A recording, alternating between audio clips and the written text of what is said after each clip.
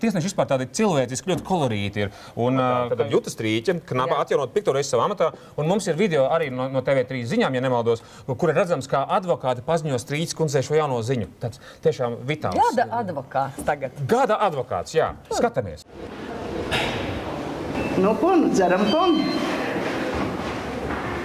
Jā, viss ir kārtībā. Ir nekojovējušā izpildu vēl kaut kāda naudiņa. Pamaz mēs bijām paprasījuši centrā, tā kā ir vēl kaut kāda naudiņa, vēl 212 eiriki. Mans honorārs ir apmierināts. Nu, viss ir apmierināts.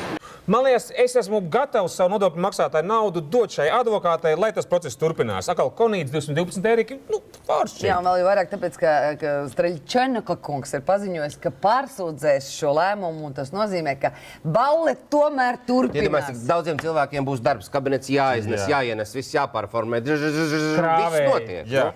Nu ko, Streļčenko kungs, šalunčiks pa svešu naudu esat, ko? Gada 2014 draiskulis par svešu naudu. Jā. Piektdien, 20 pār 8 TV3.